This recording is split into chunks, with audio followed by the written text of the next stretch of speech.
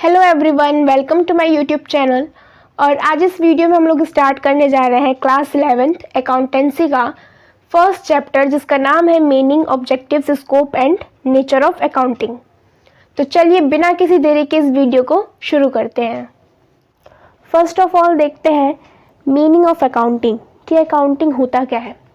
तो देखिए, हमारे बिजनेस में किसी भी ट्रांजैक्शंस को, इवेंट्स को रिकॉर्ड करना, मेंटेन करके रखना बहुत ही ज़्यादा ज़रूरी होता है, ताकि इन इंफॉर्मेशन के बेसिस पे हम आगे भी डिसीज़न ले सके, या इन इंफॉर्मेशन से हमें अपने बिज़नेस के प्रॉफिट और लॉस के बारे में पता चल सके, या उसकी फाइनेंशियल पोजीशन पता चल सके।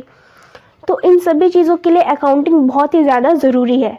अब अगर इसकी डेफिनेशन की बात करें तो accounting is the art of recording, classifying and summarizing in a significant manner and in terms of money, transactions and events which are in part at least of a financial character and interpreting the results thereof.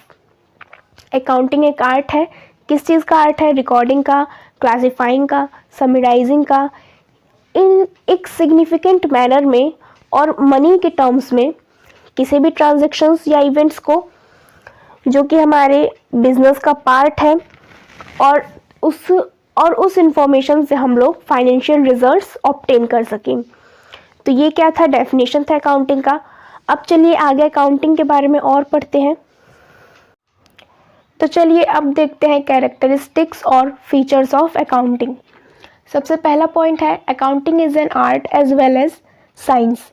Accounting एक art है। किस चीज़ का? Recording का, classifying का, summarising का, किसी भी business transactions को, ताकि हमें करेक्ट नेट प्रॉफिट और नेट लॉस पता चल सके, या बिजनेस की फाइनेंशियल पोजीशन पता चल सके। और अकाउंटिंग एक साइंस भी है, क्योंकि ये बेस्ड होता है certain principles and accounting standards पे, जो कि हम लोग अभी आगे चल के पढ़ेंगे अपने आने वाले चैप्टर्स में। दूसरा पॉइंट है recording of financial transactions only. मतलब कि वही ट्रांजैक्शंस हम लोग रिकॉर्ड करेंगे जो कि फाइनेंशियल कैरेक्टर के हों।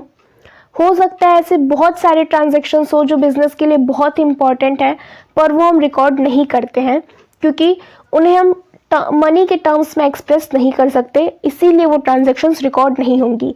तो इसीलिए बस वही ट्रांजैक्शंस रिकॉर्ड होती हैं जो कि मनी के टर्म्स में एक्सप्रेस कर सकते हैं। थर्ड पॉइंट है क्लासीफाइंग। सबसे पहले हम अपने इंफॉर्मेशंस को, ट्रांजैक्शंस को जर्नल या सब्सिडरी बुक में रिकॉर्ड करते हैं। फिर जर्नल और सब्सिडरी बुक्स में रिकॉर्ड करने के बाद हम उन ट्रांजैक्शंस को क्लासीफाइड करते हैं। क्लासिफिकेशन के प्रोसेस को हम लोग बोलते हैं लेजर, जो कि आगे चैप्टर में आपको पढ़ाया जाएगा, जिसमें ट्रांजैक्शंस का ग्रुप बनाया जाता है।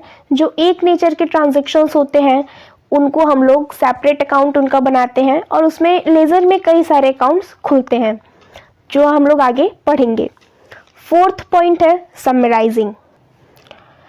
समराइजिंग का मतलब है जो क्लासिफाइड डेटा है जो हम लेजर बनाते हैं, फिर वो जो डेटा है उसको इस तरीके से प्रेजेंट करना कि वो बहुत ही इजी हो और अंडरस्टैंडेबल हो मैनेजमेंट को समझने में, और अदर यूजर्स जो हैं उनको समझने में बहुत ही आसानी रहे।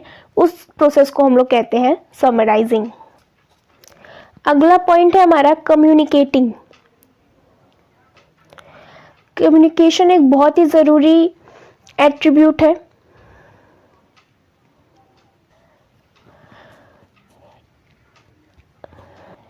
कम्युनिकेशन से हमारा मतलब है जो फाइनेंशियल डेटा है उसको कम्युनिकेट करना यूज़र्स से, जो अकाउंटिंग के यूज़र्स हैं उनसे, ताकि वो उन्हें एनालाइज कर सके अपने रिक्वायरमेंट्स के हिसाब से, एज पर देयर रिक्वायरमेंट्स।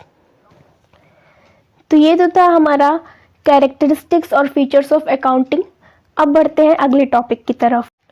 अगला टॉपिक है हमारा ऑब्जेक्टिव्स ऑफ अकाउंटिंग। पहला पॉइंट है to keep systematic record of business transactions, जो कि हम अभी तक पढ़ते आ रहे हैं कि किसी भी बिजनेस ट्रांजैक्शंस का उसको सिस्टमैटिक वे में रिकॉर्ड करना, ये one of the most objective है अकाउंटिंग का। Second point is to calculate profit और लॉस, मतलब कि हमारा बिजनेस प्रॉफिट में है या लॉस में है, इस चीज़ को भी कैलकुलेट करना, ये भी क्या है, एक ऑब्जेक्टिव है अकाउंटिंग का।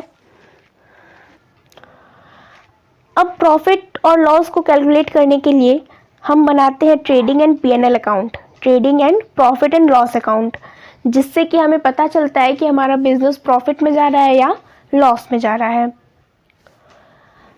नेक्स्ट पॉइंट है to ascertain the financial position of the business. ये बहुत ही ज़्यादा ज़रूरी होता है बिजनेसमैन के लिए कि उसे पता चले कि उसके बिजनेस की फाइनेंशियल पोजीशन क्या है।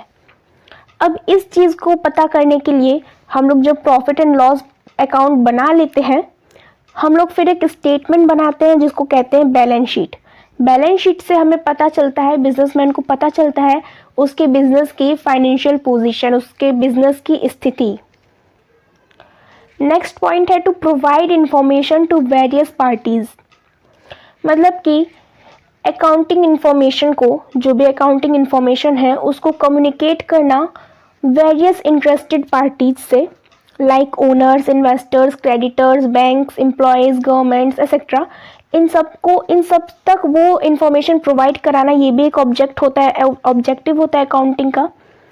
इन इंफॉर्मेशन की हेल्प से यूजर्स, वो लोग बिजनेस के बारे में आसानी से डिसीजन ले सकते हैं। तो चलिए अब देखते हैं फंक्शंस ऑफ अकाउंटिंग। पहला पॉइंट है maintaining complete and systematic records, मतलब कि किसी भी बिजनेस ट्रांजैक्शंस का कंप्लीट और सिस्टमैटिक वे में रिकॉर्ड्स मेंटेन करके रखना, ये एक one of the main function होता है अकाउंटिंग का। Second point is communicating the financial results to various parties, मतलब कि जो भी हमारे फाइनेंशियल रिजल्ट्स हैं, जैसे कि नेट प्रॉफिट, हमारा बिजनेस प्रॉफिट में है या लॉस में है, ये इस टाइप के जो भी रिजल्ट्स, फाइनेंशियल रिजल्ट्स होते हैं, उसको पहुंचाना टू वेरियस इंटरेस्टेड पार्टीज तक, ये भी एक फंक्शन होता है अकाउंटिंग का। थर्ड पॉइंट है protecting the assets of business. अब दूसरा एक फंक्शन है हमारे अकाउंटिंग का कि बहुत सारे असेट्स का प्रॉपर रिकॉर्ड मेंटेन करके रखना, जैसे कि cash in hand, bank balance, inventory, debtors, ये सभी हमारे एसेट्स होते हैं और इनका एक प्रॉपर वे में जो कि है रिकॉर्ड मेंटेन करके रखना, ये भी एक फंक्शन है अकाउंटिंग का। फोर्थ पॉइंट है providing assistance to management. Accounting की हेल्प से हम लोग किसी भी इंफॉर्मेशन को ऑब्टेन कर सकते हैं एज एंड व्हेन रिक्वायर्ड।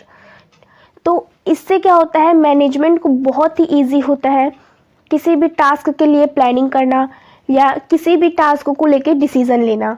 तो ये क्या है, एक असिस्टेंस प्रोवाइड कराता है मैनेजमेंट को। सो गाइज, ये थी आज की वीडियो। आई होप आपको वीडियो पसंद आई होगी। इस चैप्टर में कुछ और इम्पॉर्टेंट टॉपिक्स हैं जो मैं आपको नेक्स्ट वीडियो में कवर कराऊंगी पार्ट 2 में। तो चलिए मिलते हैं नेक्स्ट वीडियो में, तब तक के लिए गुड बाय।